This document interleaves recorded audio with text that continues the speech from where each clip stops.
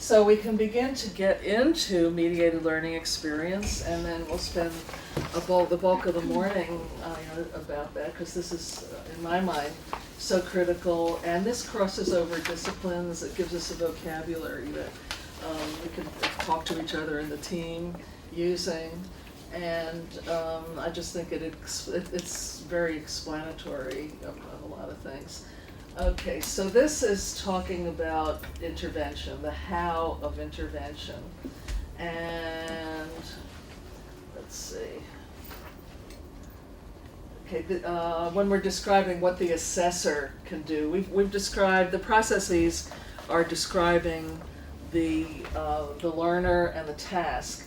Now we're saying, okay, I'm the assessor, I'm told I need to be intervening with this child. How do I go about that? So this is going to provide some guidelines for doing the intervention. It's not going to give you the content of each intervention, but it will give you a framework and a mindset for looking at how to do the interventions, I hope. Anyway, you'll tell me. Now, where this came from, Feuerstein talks about it, and that's his term, mediated learning experience. This derives mainly from his clinical experience. He was a clinical psychologist, and I felt, well, I really like these ideas, but it's his clinical experience. I need to have a little more data, and so if I'm going to adopt this and use it, I need to have a little more evidence base. And so I did a literature search to see, well, okay, if I go into the literature and I look and to see what does the research say about what are the components of interactions that parent-child interactions that affect the child's development and school achievement. That was kind of my entry into looking at the research literature. So I entered the research literature looking for that to be talking about the sorts of things that Feuerstein talks about. And I did indeed find lots and lots of evidence for most of what he says. So it's stronger for certain things, weaker for others, but most of what he's saying, there is indeed a relationship between the component and children's development, cognitive development, academic functioning, things like that.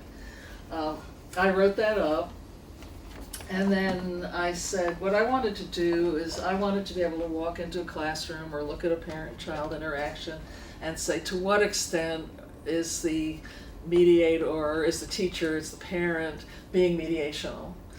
I wanted some way of evaluating that interaction. If that interaction is going to affect how the child does, I want to be able to look at it and evaluate it in some way.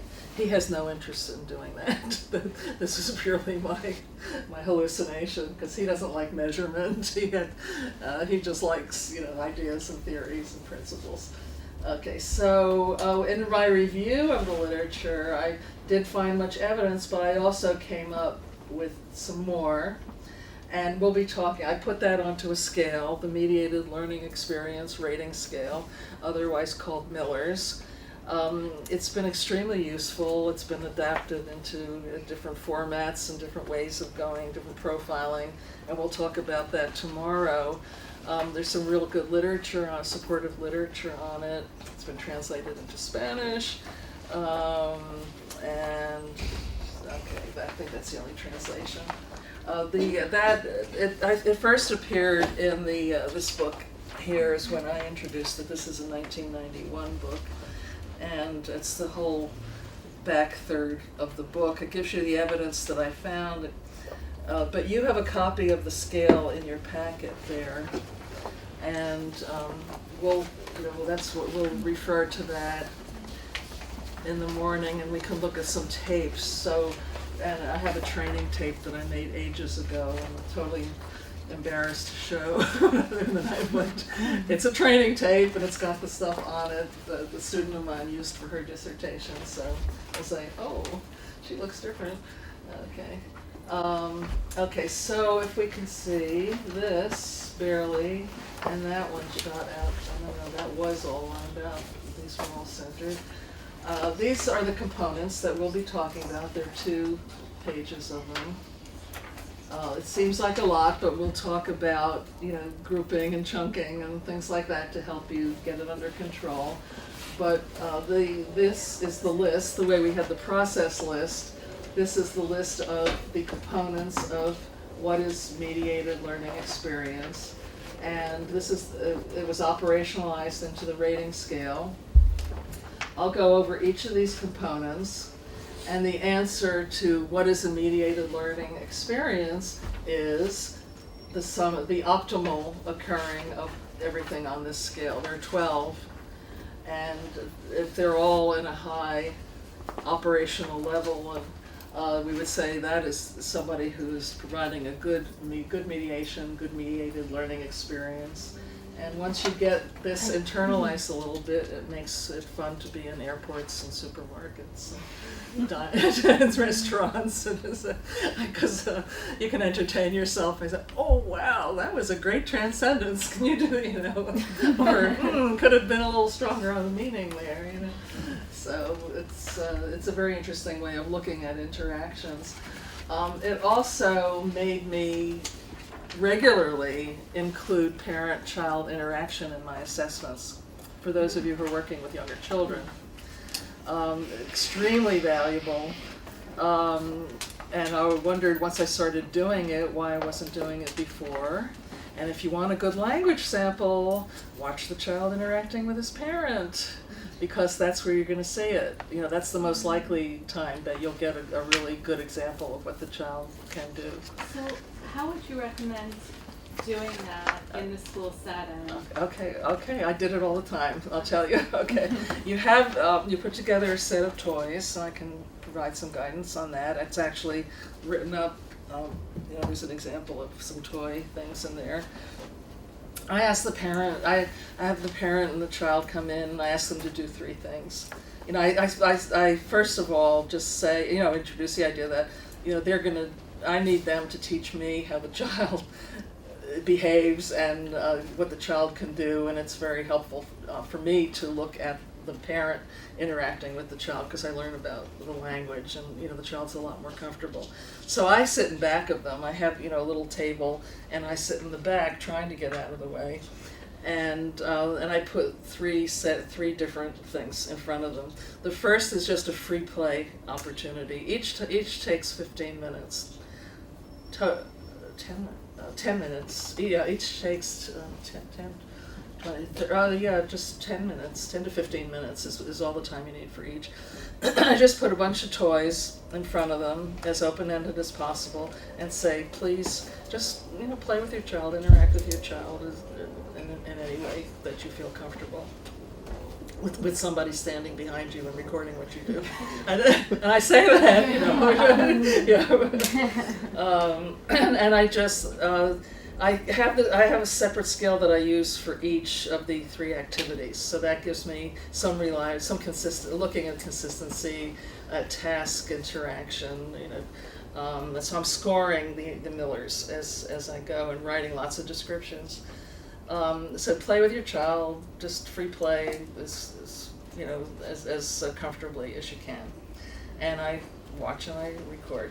Then I take that all away, and I put some Legos in front of them. And I say, okay, now, I would like you to teach your child how to build a house with these Legos.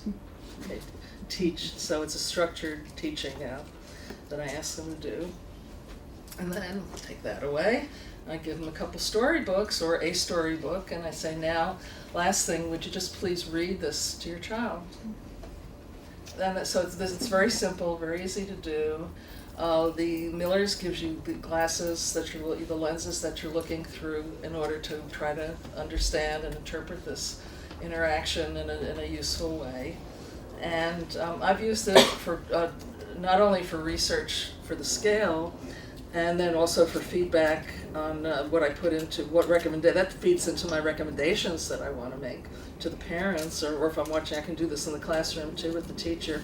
In the classroom, I have a teacher scale, and I would watch whatever the lesson is that I would find relevant to watch. I just watch that one whole teaching segment of whatever the lesson is, and I score that.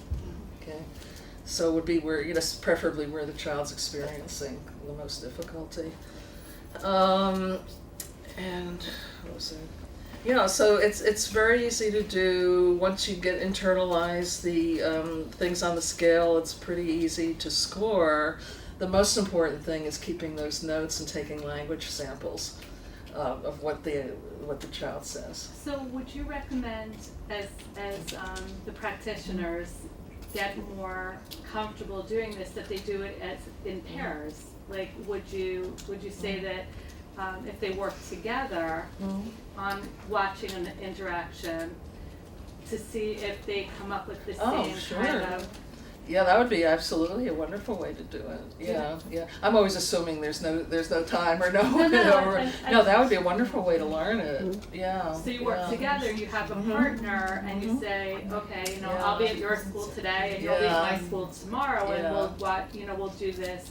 Or videotape. I've used. Videotape. Yeah, That's a great idea. I have because for research I had to videotape it so that I could have independent scores. So either way, working in pairs or videotape. Right. And then I've used it for parent training groups too.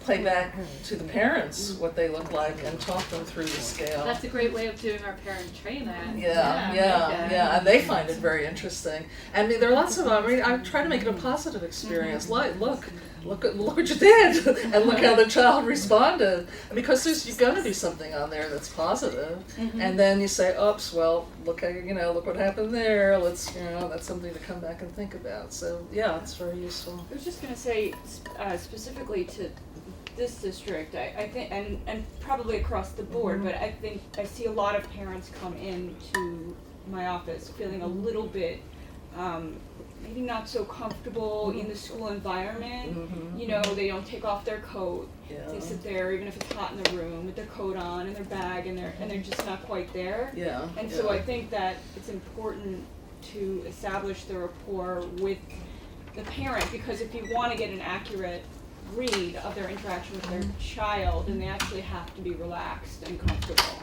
So That you would think, but with a young child, you can't control what that child's going to do. The child's going to relax them because the child's going to do what they're going to do, and the child's not going to tighten up and perform for the camera.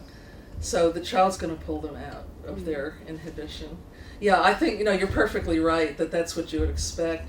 And it does happen in some cases. The parent may freeze or be stunted. But when you're working with young children, you can count on the children's spontaneity. That the child doesn't have that much self-control to freeze up, so they're going to force the parent to be spontaneous, and so that will happen more often than not. And then eventually they'll forget the camera's there, and that's a bigger deal right there. I would usually just have some little thing or that they tune out after they forget about it after a while. So now when I show you tapes, it would be part of a study that we were doing where we were asking the teachers in these classrooms to videotape these parents, and the quality of the taping is horrible, and there's much more consciousness of the camera, but in the real world, or if I'm not using the camera, it brings out spontaneity more than anything else you would ever see. So, and then I try to frame it, and it's true that they're helping me. They're part of this assessment. That I really need to see the child in a more natural sort of setting, and how they are not just with me, but how they might be at home. And so they're helping me understand their child, and I think that helps relax them a little too. It gives them more control of the situation that they're teaching me. I'm not just controlling them. It's a very powerful assessment to do. And as I said, once I started doing it, I was wondering, well, where have I been all these years, and why wasn't I doing this long ago? Because it's very, very interesting. And we have used it as a teaching consultation tool. When I was at Temple, I had the students in one of the courses I was teaching as a project go into their schools and select a teacher who would select a student to work with who needed some extra help, and they would videotape those interactions. They gave the teacher the rating scale. We didn't want this to be something, oh, I've got some secret little thing I'm going to evaluate you on. We said, this is what we're looking at. These, we review the components. I'm going to tape you working with Johnny, doing this, and then we'll sit down and we'll talk about it, and talk about some things that you might want to try or do better or differently next time, and then do that for a couple of sessions. And the teachers were okay with it. I mean, the issue for teachers is always time, because you have to have some time to sit down with an individual student. But if there's some way you can work that out, a half hour or whatever it would take, the teachers found it useful, and it doesn't have to be threatening if you're if they have a good relationship with you. So I love this mediation stuff.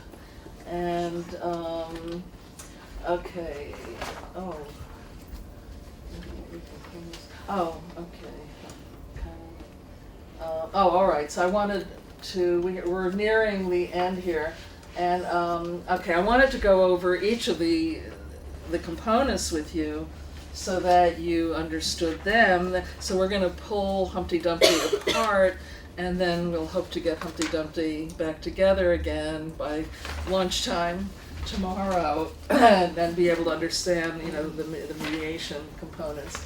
So these things are going to be, they're not going to be happening in the order in which I present them.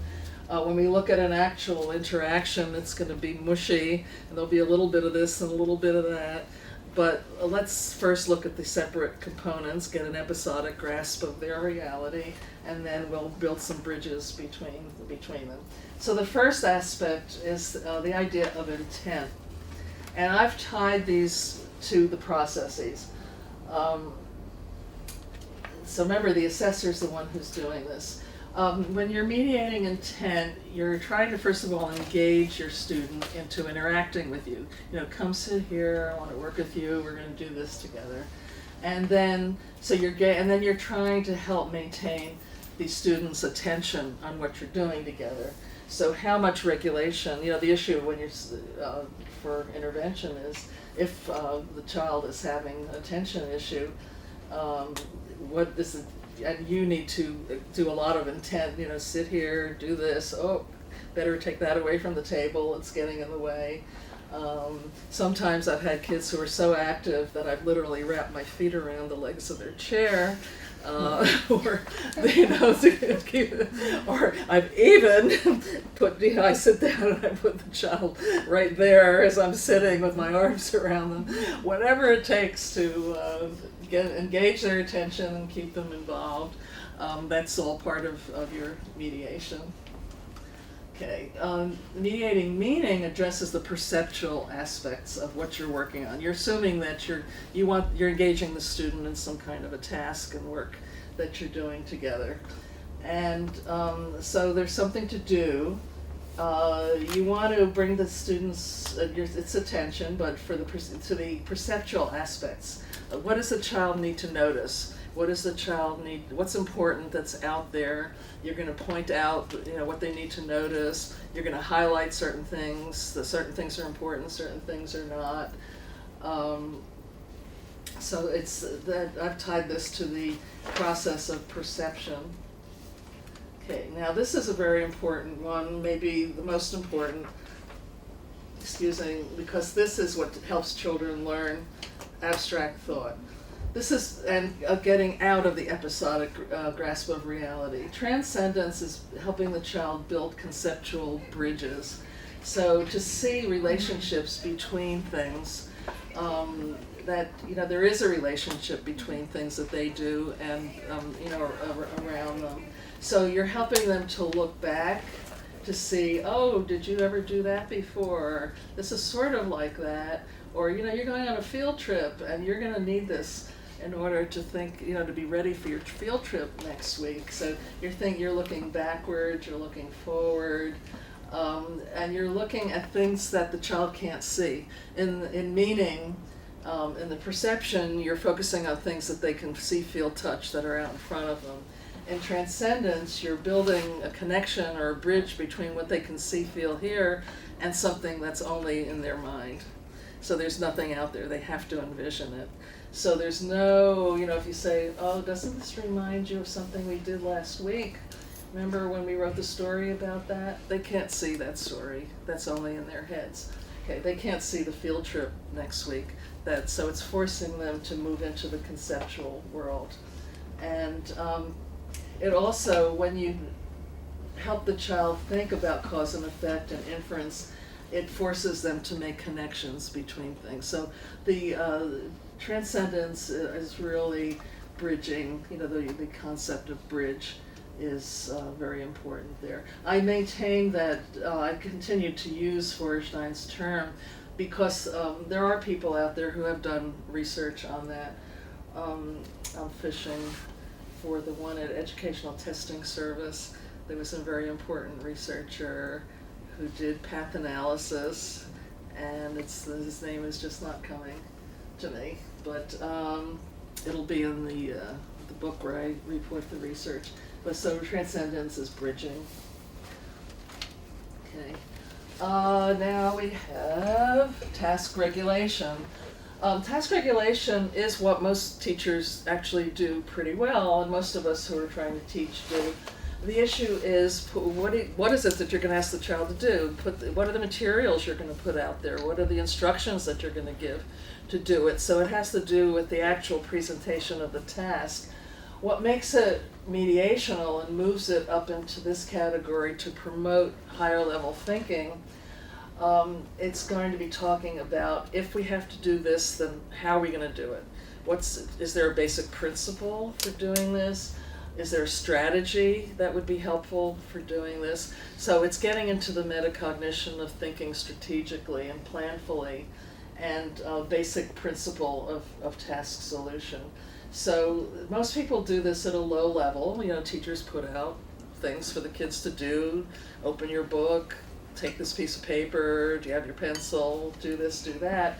But if you watch them, and Kathy Greenberg in Tennessee has done some research looking at what teachers actually do in the classroom, and most of them are very low on the strategy,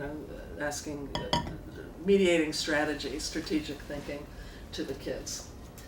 Okay, praise and encouragement is providing informed feedback to the children. So it's partly, that was a great job, good, terrific. In order to really enhance mental functioning, it should, at different points, not every single time, provide feedback that's useful for the child.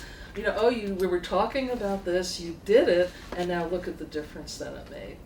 Or, you really paid attention to such and such, and now you're able to do it much better. Or not. What really got in the way of you're doing a good job with that was this, so let's try it, in another way and see if that helps. So it's the feedback element in that, and that's got a lot of good research. Jerry Carlson out in California has got some good research about that. Psychological differentiation is keeping the learning experience, keeping focused on the learner's experience when you're in that interaction. This is less of an issue for you as assessors and for teachers than it is for parents. When you ask parents to interact with the kids and you say, teach your child to build a house with these Legos, that right away puts the parents feel like it has to be a good house. Okay, then not any house, and then that goes from there to it's their house. So they begin to take over the tasks, and then sometimes I'll have to remind them, saying, now please teach your child how to do that. Okay, I intervene, and then so that's a point for discussion when you get around to feedback. But the idea of keeping differentiated is that this is the child's experience. I need to help the child's learning have a good learning experience. It's not my learning experience. Okay. One of the things I used to do when we had we ran some groups in the parent training. used this to guide a parent training group, and one of them was I've worked with 2 schools for the deaf, one of them in Jackson Heights, New York, Lexington School for the Deaf. Are you aware of that? They're actually using this stuff. They're still, in their school. We had a parent group, and what we did to try to help them do, because one of the things is that a lot of the parents are very needy themselves. They haven't had some of these good early childhood experiences themselves. So you give them paper and crayons, and they want to color. You give them things to build and paste and do this, and they want to do it. So we built that into the parent training. We would meet as a group. We would talk about, we'd give them homework to take home, to practice these mediations. We'd have them do whatever we were sending home with the parents for them to do with their child, we did with the parents. So if we wanted to go have the parents go home and look through a magazine and find some patterns in the magazine, we would have the parents sit down as a group and, all right, here's some magazines, here's some paste, here's some scissors, let's do it. And they had a ball, and then they could go home and do it with their children. And the children had a ball because they had the involvement and attention of their parents. And so then we got them to focus a little less on their own needs and get them to free some of that up, so to give their children the attention they needed on that. Oh, here we are down there. Okay, one more and then we better stop, I guess. Joint regard is, you're there with this child. What you're trying to do as a mediator is to have a shared learning experience, a shared experience. So one way of doing that is you're able to read the child's cues that they may or may not be able to articulate and have an empathic expression. And the child starts squirming. So, well, do you have to go to the bathroom? This is getting hard. You're having a hard time with it. So, that empathic kind of reading of their cues. And then also the idea that we're doing this together. This is a we task. It's not just a you task. I might find some of it hard myself. We're going to work this out together, especially if it's a math problem. We'll do this together. No, I'm not. Okay, and then this isn't the last thing, but the next, and then we'll stop here. The aspect of intervention is that with the mediator, the adult sharing some of their own experiences with the child that the child cannot see, hear, feel, touch. It's like, oh, when I was a child, or this reminds me of, or this makes me think of. So you're enhancing the child's experience in a non-tangible way. The trick is to do this with relevance so that you're not co-opting the child's experience. It's adding, you're doing something together, you're having fun with this, and oh, this really reminds me of something that I used to do with my mother, to kind of enhance their experience. So the interesting thing about this is that we see teachers doing this a lot. We see educated parents doing this a lot. We don't see people from lower socioeconomic areas doing this almost at all. I can't tell you why. I can only tell you it's an empirical observation, and it might be very interesting to take a look at. We can speculate. Maybe if you're living in depriving circumstances, you don't feel like you have something to share. Maybe you don't think that's not your view of education or interaction to teach the child or tell the child your own experience. I mean, I don't know. I can only speculate. I can only tell you that it's a dramatic observation, that it's so consistent that when we've done research with lower SES populations, we sometimes just chuck it off the scale because it's zero occurrence. So it's not on the scale for them. So if those who are interested in researching and thinking about aspects of communication, it's something to, it's so consistent that, because it does show up with the more education, the more sharing there is. The less education, the less sharing. There's something going on. There's some kind of interesting phenomenon going on. Okay, well. Excuse me, this happens even if you ask for sharing? Oh, yeah, no, I'm talking about when we're The doing these spontaneous recordings, we're just ones. doing spontaneous Oh. recordings. Yeah, no, if I were reviewing, if I were using this as a consultation tool for a parent, and I would say that, well, here, this is on the scale, I didn't notice you doing that, I would then explore that with the parent.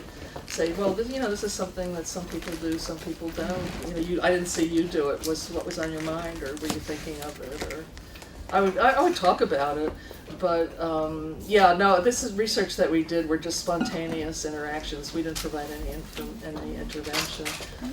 In training parents, we do go over it and mention it, but it may not be the priority for a particular group or particular parent. There may be so many other things that need to be addressed that this then becomes, not at the top of the heap. Or maybe they feel that is, that you wouldn't find it important.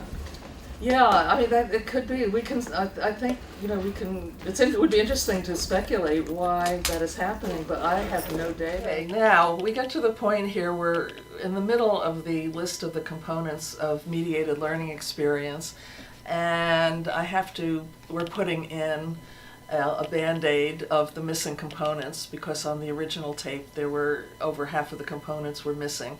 So we've gotten through the component of sharing, and I just want to pick up the list where we left off, and this is our insert that you're watching right now.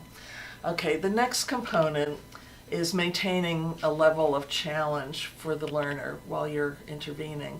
And here's where the zone of proximal development comes in, because this is where you want to be challenging the learner to reach beyond their current level of functioning without getting into the frustration level. So this is the art of doing dynamic assessment, where you're staying one step ahead and pushing, but you don't want to create an overly frustrating experience for the learner. And you also gives you an opportunity to see how the learner manages frustration, because you're going to reach a level of frustration and back off from that, but then that's a point of discussion and observation as well.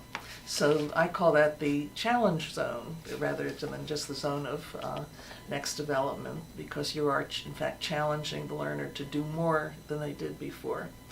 Okay, the next component is to document the change that happens during the course of the assessment, because if you're doing a pre-test intervention, post-test format, you've got pre-test information, you've got post-test information, sometimes it's on paper or blocks or whatever it is you're working with.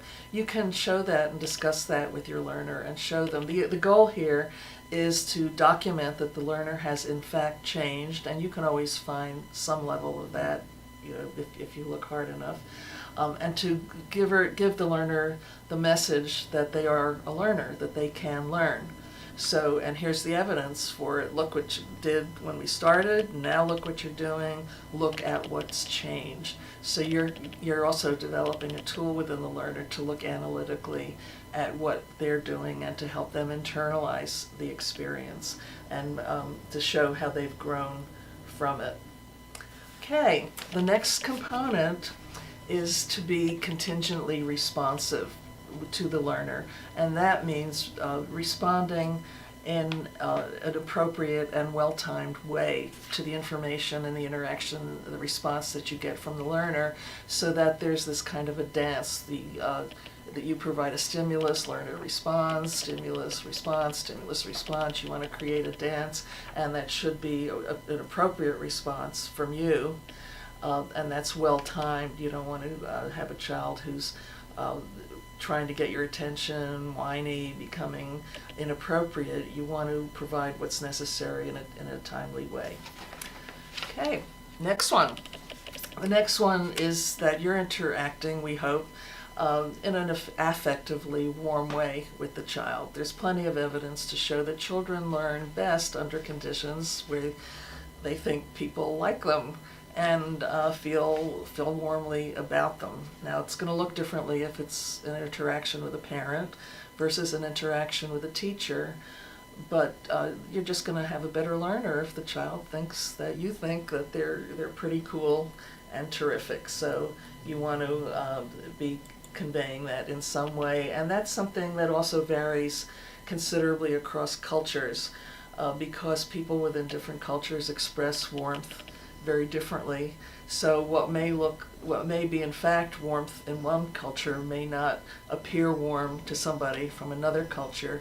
So let's just be culturally informed so that we can, get some idea of whether that's happening in the interaction.